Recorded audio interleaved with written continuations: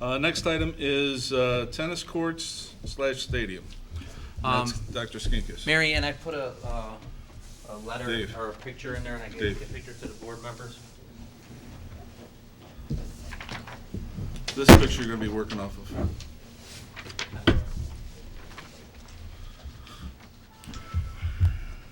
So we had the initial proposal that was submitted to the board for review at the Facilities Council, and the architect I had been working on, and that picture obviously made it into the Landmark newspaper, and we did receive a lot of public concerns about the proposed parking lot. I had a meeting with about 5 or 6 residents for about 2 hours last Monday to discuss the proposal, and it was good for both sides. I got an understanding to report back to the board, which I'll do tonight, on some of the concerns I heard from the community members. I also had the opportunity to answer some of their questions and to clarify a few things, which I think were not known. The other thing is, I also made clear to the community that we're very, very early in this process. That was the first draft of a drawing. That was the first time the board had seen that. We haven't even gotten into second, third, fourth phases, finalizing ideas. The first step that we had just taken, which was completed this week, was just ordering the title searches and the surveyors, and that will take up to 5 weeks. So that will take us into June for sure. Some of the general questions or concerns that I received feedback on either via email, phone call, or the meeting were the student safety. I put all the concerns over RB in the white box. I don't think we need to see a picture of the school, but student safety and traffic flow. One of the biggest concerns that we received from Hollywood school parents was on the original drawing, there's an exit, there's 2 exits, one of those exits going onto Hollywood Avenue. So that was a concern both for the elementary school parents and some of the residents about increasing traffic flow through Hollywood, as well as the student safety, because they already have some, it's a unique process they already use for pickup and drop off, and there was concerns about drivers leaving that. One thing I shared with the group of individuals I met with was that was a concern that came up the first night we saw the drawing.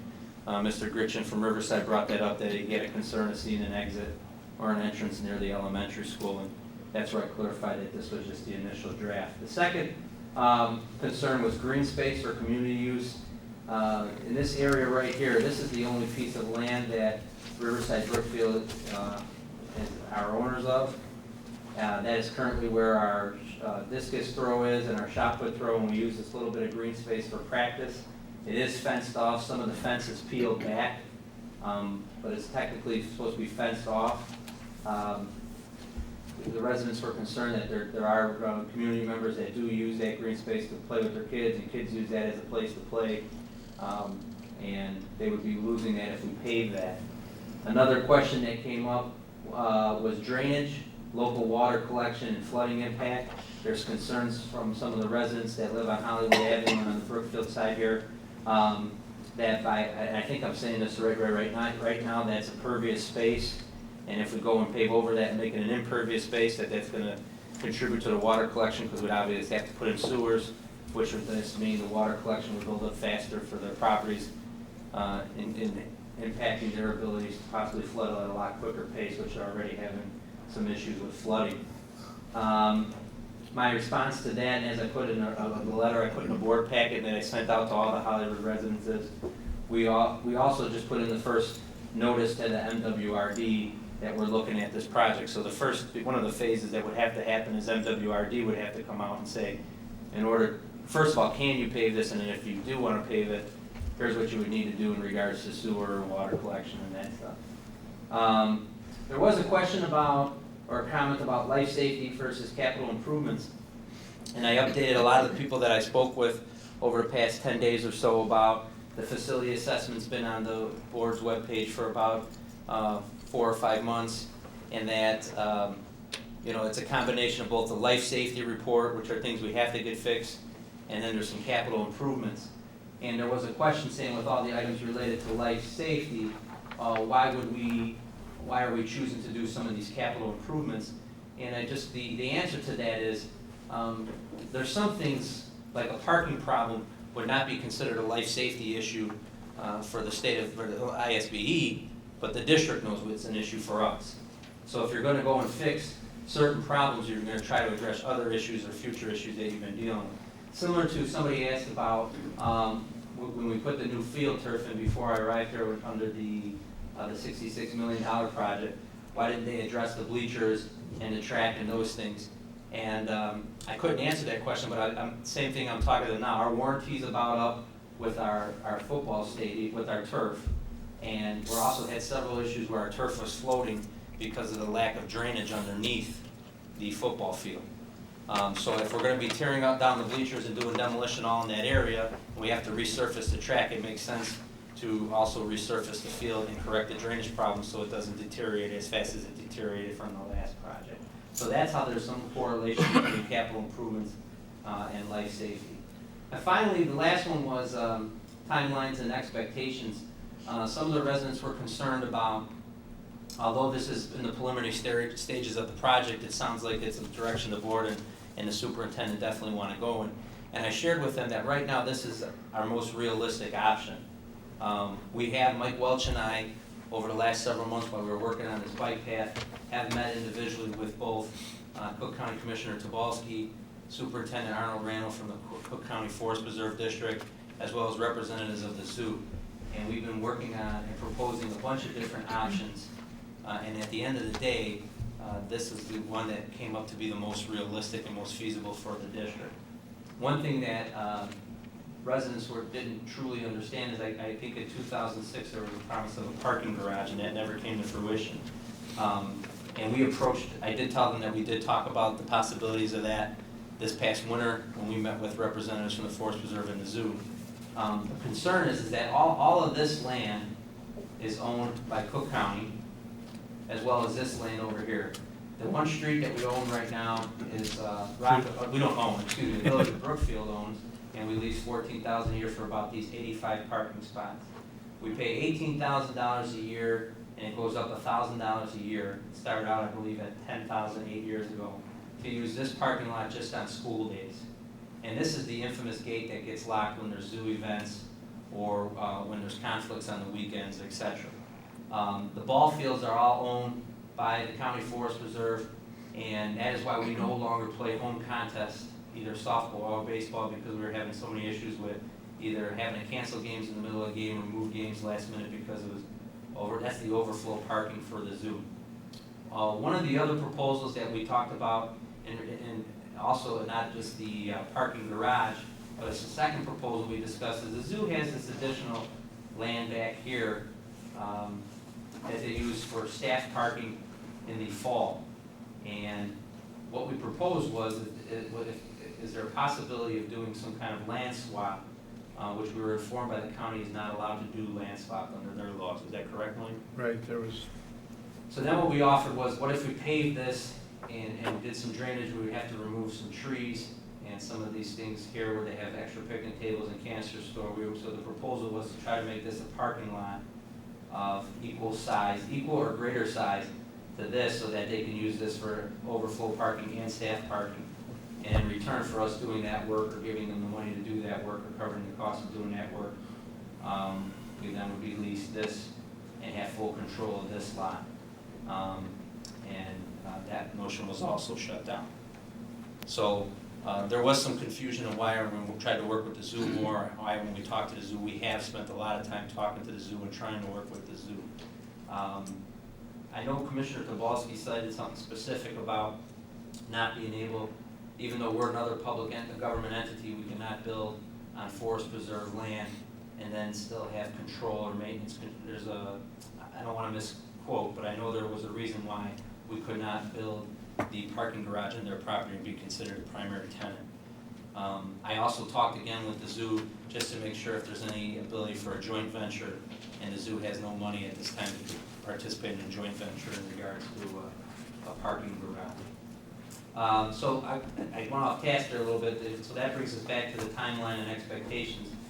So what I shared with some of the residents, because they voiced concerns that they do pay taxes in Cook County, and that they would like to pursue this a little further with the county. I encourage them that as citizens, that's absolutely their right.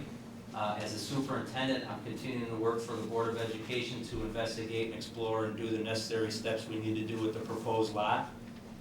In the event that something would come up from the county that maybe there's an opportunity to look at something else, then I said that myself and the board would be open to that. But until then, we can't put this off too much longer because there are tennis court needs that are life safety issues that need to be addressed, as well as the stadium issues that need to be addressed and the bleachers and some of those things. So I recognize that some of the residents I met with are here tonight. I'm sure they're going to voice some of the similar concerns, so I hope I don't put any words in your mouth and not steal your thunder from what you want to present to the board. But that's an update on where we're at with the project. Does the board have any questions for Kevin on this? I have a question and a comment. I think the first thing, and Kevin, we talked about a little, I talked to John today also. You know, Can I sit down now? Or? yeah, well, Are you done with your I pointer? have- I'm done pointing, I just wanted to use the You laser like that pointer. pointer, I thought so. you know, it's a question of the cart or the horse, some of the stuff that's happening. We established a facilities committee to address these issues and make sure that we get input from the community. There's a lot of moving parts, there's a lot of analysis that has to be done, there's a lot of people that have to be talked to, you know. So I think I'm suggesting that we have some more committee meetings now so that people can voice their opinion at the committee instead of taking the time at the committee of the whole or the regular meetings. And, you know, the other thing is, you know, we got a lot of emails, presume most people were able to read them. There was a couple things that disturbed me on them. You know, one is our duty as a board is to do what's best for the school and for the district, and to the extent it can benefit the community, obviously we want to do that, like letting people use the track or renting out the space. But we have to do what's best for the school first. And there were points people apparently have pulled the fence back to use the green space. You know, if this green space can be left and kids can play with it, that's fine. But if we need the space for something else, the district doesn't have a duty to provide tot lots for kids, is kind of the way it was kind of portrayed. The second thing, and again, this is my personal opinion, but I was kind of disturbed at some of the positions people took, you know, disparaging our students. I mean, we always get pretty darn good reports about our students' behavior, et cetera. And several emails, and it was a little disingenuous, because at one point, they want us to have the green space so the kids can play there.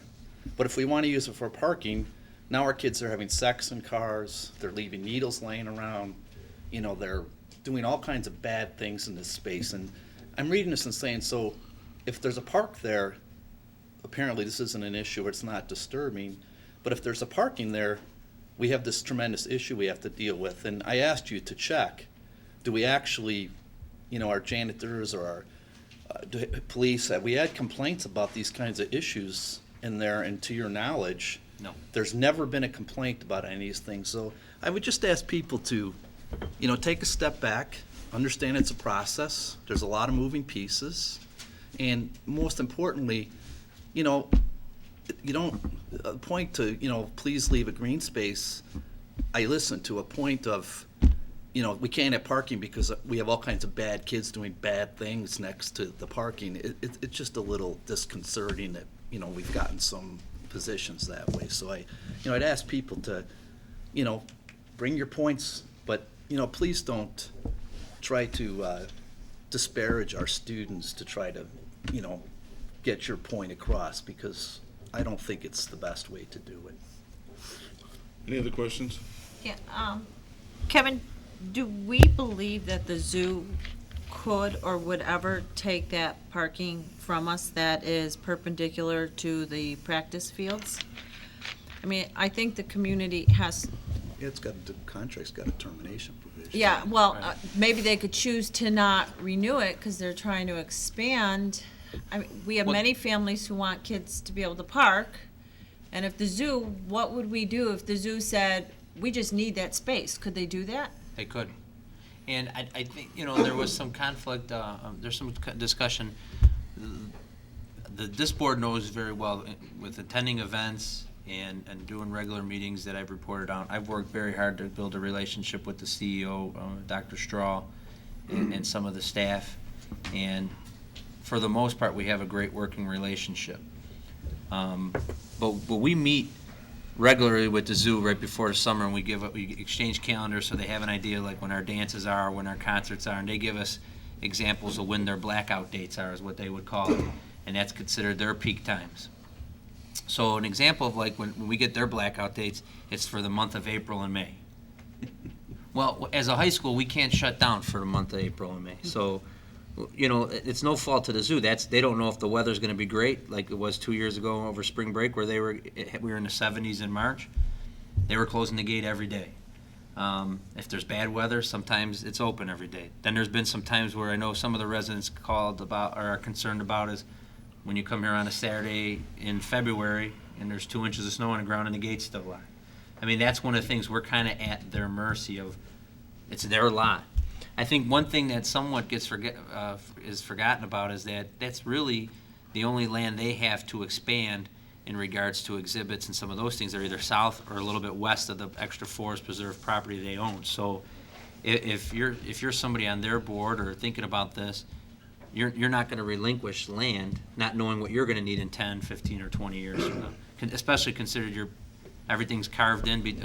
The footprint is a high school, a grammar school, a zoo, and a community, and a major expressway. So we've had multiple conversations, and I'll let Mike talk about that as well. I mean, we've talked with the Forest Preserve, we've talked with the commissioner, we've laid out a giant map at the commissioner's office and went through this. And we have met with the commissioner and the Cook County Forest Preserve people, and the zoo people have been at our meetings, and we've explored everything above that white box as far as, is there something we can do? He talked about paving that gravel area up at the top in exchange for the land down below. But the Cook County Forest Preserve, the way the law is written and they're established, unless it's a piece of land that's not attached to any other Cook County piece of property, Cook County Forest Preserve piece of land, they're not going to give up any land. They're not in the giving up of land business. So there's nothing that we've tried is going to come out of the piece of property that's up above. And within that piece of property, we've tried 2 or 3 different scenarios of different parking type ways to get ourselves parking. But if you look at that lot that we have now, that basically is what everyone calls the school lot, we rent that lot for 180 days, the 180 days the school's open. I've been here at a meeting until about midnight, and I'm going out to my car, and my car's been locked in that lot because they lock it up at night to secure their parking lot. We pay $18,000 a year now for that parking lot. It goes up $1,000 a year. That is unsustainable financially. In 10 years from now, it'll be $28,000 a year for parking. We just cannot afford that going on into Foreverland. Rockefeller, that was an intergovernmental agreement as far as I know, and when the $66 million construction project came, we pay to have that snow removed, and we rent that for about $14,000 a year. So we're paying a lot of money every year for parking. I know in one of the articles from one of the citizens, it says that we basically paid for that land. Well, sure, the amount of money we rented that parking lot for probably is more than the fair market value of that land, but it's not our land, and the Cook County Forest Preserve in their charter will not give up that land. They don't give up land. So ever since Dr. Skinkus has come on board, one of the things that's been plaguing this map right here for 20, 30 years is a parking problem. And the solution that is best coming up to play right now is the tennis courts are unsafe. If you've watched the board meetings over the last year, the tennis people have come up and said that the surface is so bad there are going to be an injury to an ankle or whatever, a leg or something, because the tennis courts are unsafe. And I think the members who advised the superintendent on the facilities will tell you that, yes, it's unsafe. It's outlived its useful life. So part of this discussion is building this tennis court facility up in the North Riverside area. That particular arrangement would free up this area to provide this district with the one thing that we're lacking: a single parking space. We don't have one. We have a couple spaces. We park on the driveway of the lip to the, Excuse me, sir. You can talk during visitors' comments. we don't own any parking spaces. We don't own any parking spaces. We park on the lip of the garage that's adjacent to the auto shop next to the football field. But basically, we don't own any parking, a high school that doesn't own any parking. I mean, that's the dilemma this board is faced with. And fueling that is the cost of renting these lots and the escalating fee that's in that lease. So, yes, we've talked to the Forest Preserve. Yes, we've talked to the Cook County Commissioner. Yes, we've talked to any municipality that we can to attempt to alleviate this parking problem. We've gone down those roads in all these meetings over the last year or so, and it comes back to, what land do we have to do something for ourselves? We could eliminate football altogether and have that piece of land, or we can build ourselves a parking lot that is where the current tennis courts are and that piece of green space that is fenced off to the public right now. So that's kind of, the road we've been down historically, from the $66 million project and past that to the present, where, we've really tried, the superintendent, and I've been at the meetings myself, we've really tried to come to some kind of agreement or come to some kind of proposal that might be doable with the Forest Preserve or with the zoo, and it just isn't happening, and in my opinion, it won't happen. So we do have this proposed parking lot on the left-hand side of the screen there, and it's on land that the district owns, and it would, for the first time, we would actually own some of our own parking.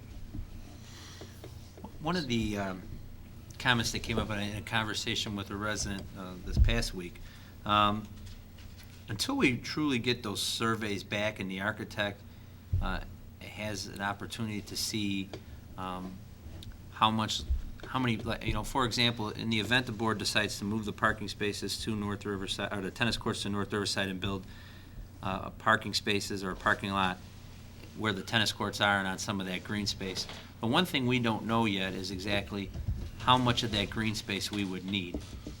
And so until we have a better idea from the surveyors and then the architect can start doing more detailed drawings, we may not need to use all of that green space. We may be able to leave our shot pit and probably not our discus anymore, but we might be able to leave some of the green space for practice space and for our shot put circle, and be able to fit enough cars of what we were projecting to put cars in where the current tennis courts are.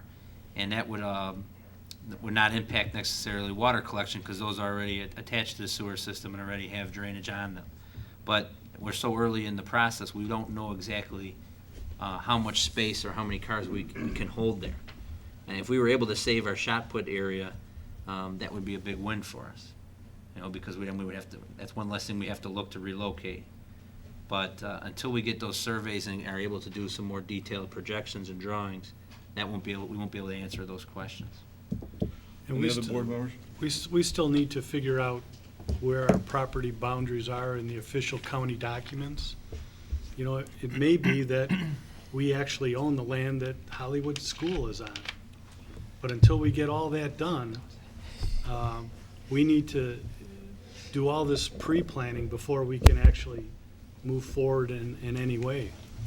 Okay, we've got many board members, most board members, all the board members here are really concerned about doing the right thing here.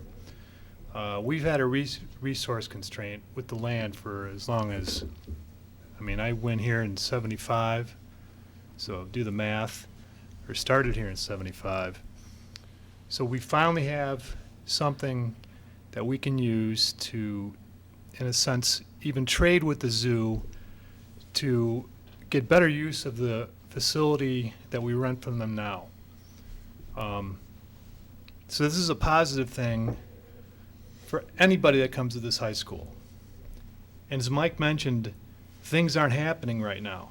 And we've tried basically everything we can do to try to solve this problem with the zoo's help. But I read that charter, the Forest Preserve Charter, I think it was in 1914. It's pretty explicit.